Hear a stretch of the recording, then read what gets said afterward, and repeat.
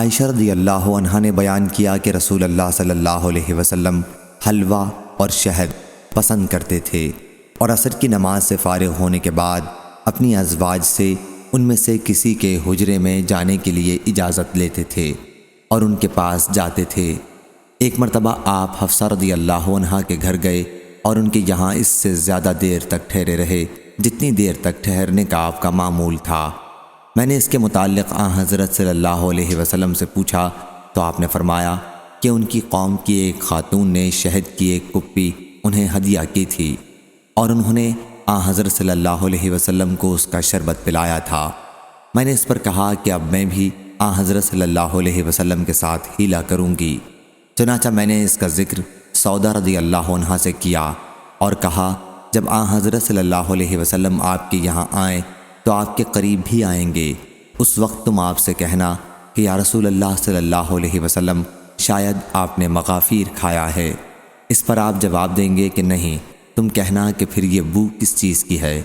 حضرت صلی اللہ علیہ وسلم کو یہ بات بہت ناگوار تھی کہ آپ کے جسم کے کسی حصے سے بو آئے، چنانچہ حضرت صلی اللہ علیہ وسلم اس کا جواب یہ دیں گے کہ حفصہ رضی اللہ عنہا نے مجھے شہد کا شربت پلایا تھا، اس پر کہنا کہ شہد کی مکھیوں نے عرفت کا رس چوسا ہوگا، اور میں بھی حضرت صلی اللہ علیہ وسلم سے یہی بات کہوں گی، اور صفیہ رضی اللہ عنہا تم بھی حضرت صلی اللہ علیہ وسلم سے یہ کہنا۔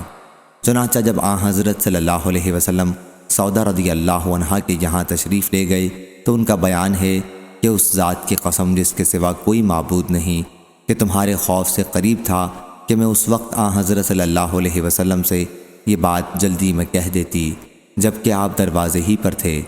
آخر جب حضرت صلی اللہ علیہ وسلم قریب آئے تو میں نے عرض کیا یا رسول اللہ صلی اللہ علیہ وسلم آپ نے مغافیر کھایا ہے؟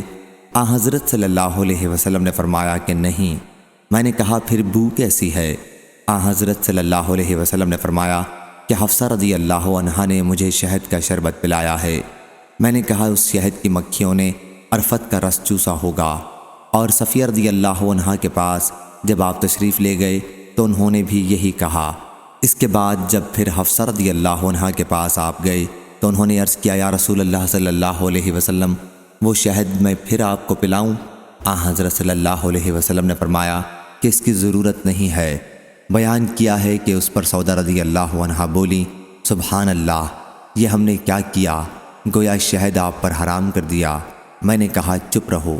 صحیح بخاری حدیث نمبر 6972۔